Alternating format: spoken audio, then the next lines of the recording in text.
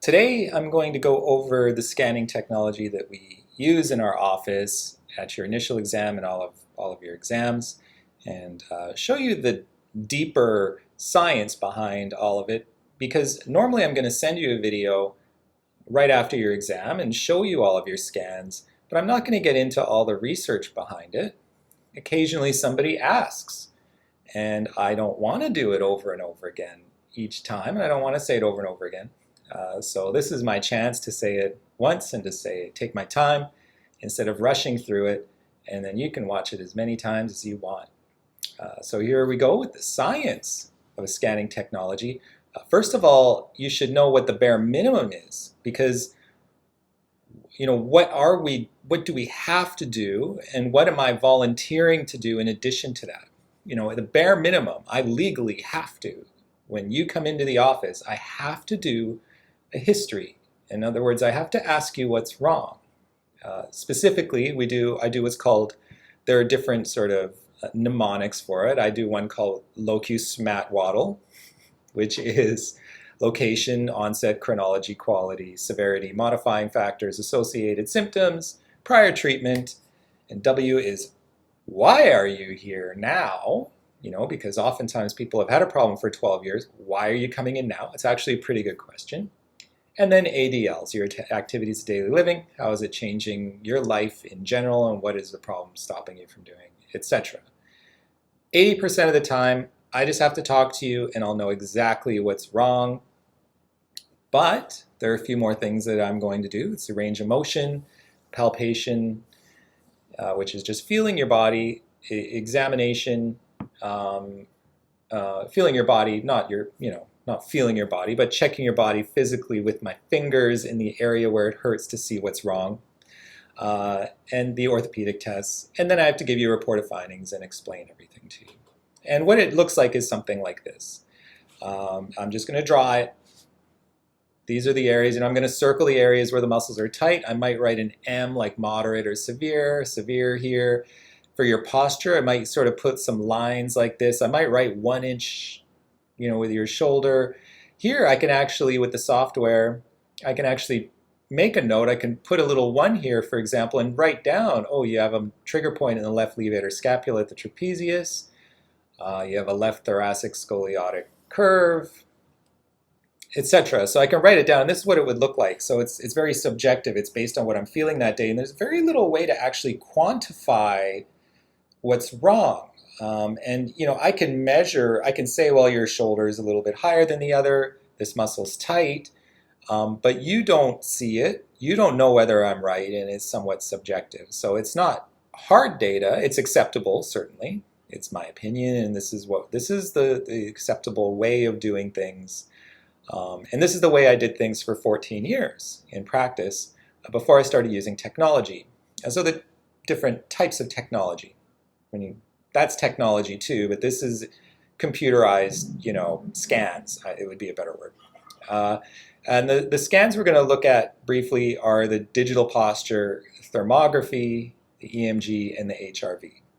So we'll go over exactly what those are. These last three are actually the ones that comprise your core score, which if you come to my office, you will know probably what that is. But the first thing is a posture screen. So instead of having those lines going across the shoulder, what we have now are computer programs where I can take your picture and place these little dots on it, on the picture, and on your pupils and on your face, and we can actually measure your posture somewhat accurately. It's as accurate as my ability to put these marks on it. So it's not perfect. Sometimes, depending on the clothing you're wearing, we don't have everybody get down into this type of clothing, but I do my best to illustrate the posture, and the changes that people get, the improvements in their posture are typically quite substantial. Like this lady has very good posture, but people are oftentimes way over to the side. Their head is way farther ahead, and we can actually track over the months and see them straighten up.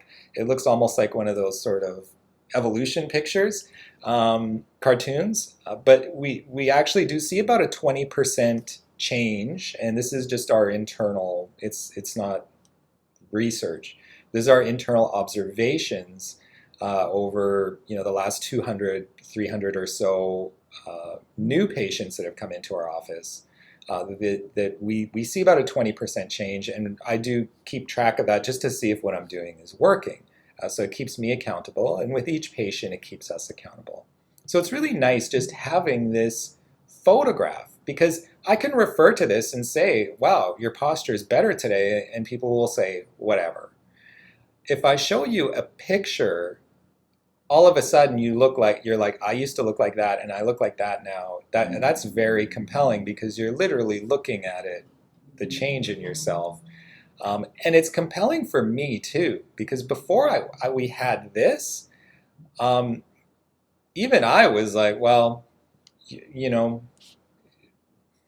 maybe I did make a mistake. I don't know, maybe, but when you see the picture and you can tell you gave the person the exact same instructions and they were standing, and you can see the look on their face and them standing that way, it really does change things when you see it in real life. And we can see, things like if they're pronating, we can actually almost reevaluate just by looking at the picture, saying, wow, you pronate more on the right side, there's a problem with your knee. We can see all these things in the scan. This is something that now every office has access to.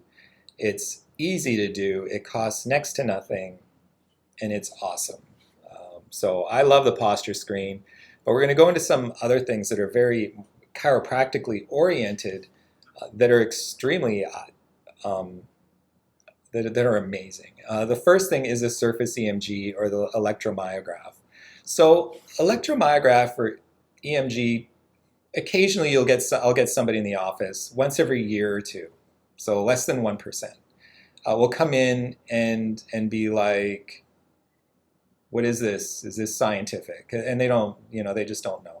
So the surface EMG, there are, I looked on Google Scholar, I just looked it up. There are 83,800 articles that have to do with surface EMG. I looked in PubMed here, and there are 99,400. It'll pass 100,000 research articles using surface EMG. So this is a normal thing. This is something that's used all the time. This is just an instrument, okay? Like using a thermometer, this is surface EMG. It depends how you use it. And what we have are actual programs. I have a program. I didn't make it. I didn't write it. I purchased a program that's used by thousands of chiropractors that compares your surface EMG in your spine while you're sitting, and it compares it to normative data. So it's a very specific way of sitting. So we have you sit the exact same way every time, looking at the exact same spot on the wall. I give you the exact same instructions: sit up straight, look over there, hands on your lap with the palms up and your feet flat on the floor in front of you, sit up nice and straight, don't move your eyes around, just look at that spot on the poster. And I'll just pick a spot directly in front of their eyes. So I'm trying to make things as the same as possible with each scan, as much as I can. And we also give people instructions not to work out the morning of the scan, because if you're working out and you do heavy weights just before you do a surface EMG, that's going to change the scan as well. Caffeine can change scans, just like any other biometric. So if I measure your blood pressure, or even your weight in the morning compared to the evening, it doesn't mean blood pressure and cholesterol and all these things are useless. What it means is that you're a homeodynamic being, and things change a little bit over the course of the day. So we try to keep things as steady. In the same way, like if you're getting a blood test, they might tell you not to eat that day. We're going to tell you, don't work out that morning, because that would change the way your EMG is going to look. So they've taken normative data, which looks something like this, just like this. We're going to compare your scan to something like that. When I do your videos, you can see it was right there, like a whole sort of, I could pop that up. When I do your scans and I send you a video similar to this one, much shorter, I think, than this one, but we compare it to that. And they've taken this normative data from, I think it was 200 asymptomatic chiropractic students. I wrote patients here. It's actually students who are probably in their 20s. They were all no symptoms and had all gone through a chiropractic care program, I think for 3 to 6 months. So they were all being adjusted very frequently, having their spine checked, and they were asymptomatic, these highly healthy people, and they found that they had, their data looks something like this. So the amount of activity in their muscles, I should say, if you don't know what EMG is, maybe that was a good idea to explain exactly what EMG is. It's electromyograph. It's actually measuring, it's a surface EMG, so it rests on the muscles, on the back, and actually measures the electrical activity of the muscles. So where, with my fingers, I could feel if something's moving, and I can feel the texture. I can feel the size. There are a few things I can feel, but I can't tell what the electrical activity is in the muscle, which is really what your nerve's doing. It's creating that electrical activity. And when I'm a chiropractor, so I care a lot about what your nervous system's doing. That's my job. So what we're looking at is actually the function of those muscles and how it connects with the nervous system. So the normal activity would look something like this, a little bit more elevated in the thoracic spine, in the lower thoracic spine. Starts to go down at L1, L3, L5, down to S1. So it'll look something like that. And what this does, it helps us to,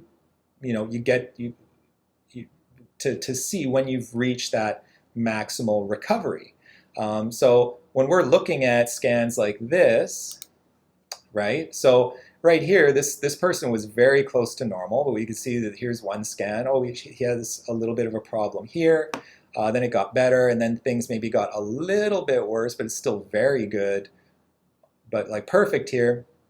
So we're able to see this. He had no symptoms way before, this was way past his symptomatic relief care phase. This was in his wellness phase. So this person's coming in every couple of weeks, every week or two, for a couple of years before he got into this normative state. He had no symptoms when he was coming in. Maybe some symptoms, but this gives us a way to say, okay, is everything perfect yet? It gives us a lot more insight into the function of the muscles. This is the same data. Actually, this is the same scan. This one and this one, if we look vertically, these are the same scans, but down here, this is the symmetry view. So we could look at this and say, well, wow, that looks pretty good. But this is actually looking at the symmetry. So we could see here that here at L3, it's over 3 times as active on the left as it is on the right. So we're really able to see what kind of dynamically what's happening. Wow, your whole left side is a lot more active than the right side. So it gives us a lot more, like I said, insight into the way the body's behaving. It gives us objective data. So this is just objective. That's the way it is. I didn't create it. I didn't judge to say, oh, this is tight, medium, moderate, mild, medium, moderate. It's all just, it's right there. The machine did it. And it's non-invasive. So there is such a thing as a needle EMG. We don't do that. It's a surface EMG. So literally, in about a minute, sometimes 2 minutes, depending on the person, we can get this surface EMG and have all of this data and insight that we can compare over time and see if you're improving. And that's pretty cool.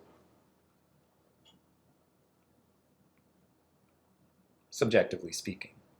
Next is a heart rate variability. Oh, I'm going to need to, there we go. Heart rate variability is the,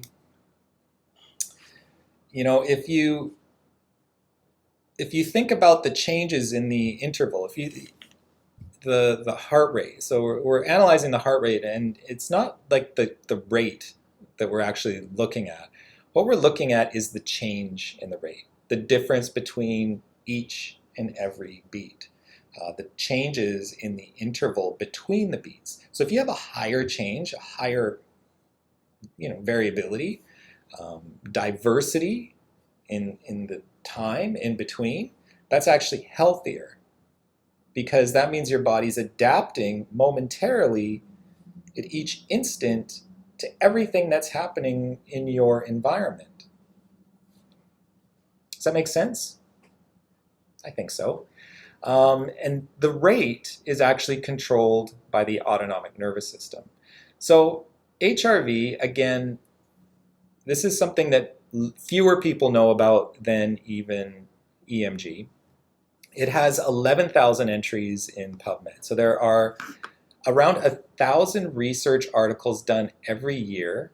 And if we look here at this graph, where EMG was, I think, over, let me see. Yeah, so EMG started in 1943, and you can see how it gained popularity. And here's 2021, we're about halfway through. And then here, HRV started around 1978. I think the concept, it was probably 100 years before that where they noticed, as you're inhaling, for example, your heart rate, I think, accelerates, and then as you're exhaling, it decelerates, or vice versa. Actually, I think it's the opposite way. But the variability started in the late 70s. It became very popular, I think, in Russia. The Olympians were using it. The Soviet Olympic team did a lot of research based on, the athletic performance. And then you could see how it's just getting more and more popular. It's almost like if you went back in time and looked back here, this is kind of where HRV is now. It's just sort of reaching that critical stage. This is something that's going to, I think, get a lot more researched, a lot more used, because it gives us so much insight into the way that the nervous system's functioning. So a low heart rate variability is associated with a lot of illnesses and liver problems, heart problems. It has a very high sensitivity. Okay, and now before I tell you, the problems it's associated with, I want you to know that you can think of this as just a preventive tool. It gives us a visual insight into the most, into the most primitive. It's a preventive tool, but it gives you a visual insight into the most primitive part of your brain. But really think of it as a preventive tool. I don't want you to think of it as like, oh, my heart rate's low, I'm going to die. Okay, but people who have heart attacks typically have a low heart rate variability. If they have diabetes, they have a low heart rate variability, liver problems, and there's just a higher likelihood of having diseases. And it makes sense because your heart rate's controlled by your autonomic nervous system, but it's very sensitive. Okay, so it's you can think of it as like 20 years down the road. If you have a low heart rate variability, it doesn't mean that's going to happen right now. So think of this as a preventive measure, is having insight into that. I don't like the word, I don't know, I don't think it's a primitive part of your brain. Primitive part of your brain seems like an oxymoron. How could it be? Your brain's not primitive. Maybe it is. One thing we do know is that chiropractic care improves the function of the nervous system and is shown to improve heart rate variability, among other things. Sleep, meditation, there's biofeedback. Lots of things improve it, but it makes a lot of sense that chiropractic care helps improve HRV, because what are we trying to do as a chiropractor? We're improving the function of the nervous system by taking care of your spine and your skull and you. And this right here, you can see this. This is how we measure it. There are some sensors. You put your hand on it. It measures your skin conductance, your temperature, and your pulse. And it gives us what's called a rainbow graph. So you're this white dot right here. When this moves to the left, that's a sign of stress. So you can see here sympathetic and parasympathetic. This is actually looking at the balance between the sympathetic and parasympathetic nervous system. And those two parts of your autonomic nervous system, halves of your autonomic nervous system, control your heart rate. It makes it go faster and slower. So if your sympathetic nervous system is working better than your parasympathetic nervous system and they're not balanced, you're not going to be as able to control the rate and your variability is going to go down. So oftentimes what will happen is if you are under stress, you'll start to drift like this. This is the most common things that happens. If your sympathetic nervous system completely peters out, you'll start to go this way. I very seldom see that. Most of the time people are just stressed out and they start to fall down here, and we're trying to get you back up and into this green area. So this person is adaptable and he's in a greater state of wellness. This person is in a subluxated state. They have a low variability and they have a shift, a sympathetic shift. The next thing is thermography. This has the fewest number, when I looked anyway, the fewest number of studies in PubMed. It had 187 studies. If we look kind of at, and if we look at, it's the sort of thing that's been studied for a while. It goes back to the 20s, but it studied for a while and then it goes down. It studied for a while and it just sort of, you know, it's been used for a long time in chiropractic care. It began in the 1920s with what was called the neurocolometer. And B.J. Palmer, I believe it was B.J. I don't think it was his father, D.D. Palmer. I think it was B.J. And he had an instrument called the neurocolometer, which he used to analyze the spine in pretty much the same way, but it was very primitive. It was just two dials. You can imagine, it was the 1920s. But it's a lot more sophisticated now, and it gives us a window into the autonomic nervous system. In 1988, one of the researcher who is most quoted is Uematsu of the Johns Hopkins Medical Institution. He determined the normal values for skin temperature differences based upon asymptomatic or normal individuals, and the results were published in the Journal of Neurosurgery. According to the study, these values can be used as a standard in assessment of sympathetic nerve function, and the degree of asymmetry is a quantifiable indicator of dysfunction. Deviations from the normal values will allow suspicion of neurological pathology to be quantitated and therefore can improve assessment and lead to proper clinical management. Temperature differences found in a patient's thermal scan are compared to these reference values. Mild, moderate, and severe asymmetries are identified by color, so I'll show you a scan in a second, and the temperature differences between 1 and 2 standard deviations indicate a mild asymmetry, which is green, and 2 to 3 standard deviations, a moderate asymmetry, which is blue, while 3 or more indicate a severe asymmetry. This is Uematsu S, Edwin D.H., Yankel E.R., et al., Quantification of Thermal Asymmetry, Journal of Neurosurgery, 1988. So this is what a scan looks like. Essentially, you want to see little white squares like this, and kind of bouncing back and forth is better. This person's a little bit more to the right. And you can see right here on the right side of the neck, there may be some issues. So essentially what you can think of it as, in a normal system, the temperature should be symmetrical. But if you have a disruption in the spine,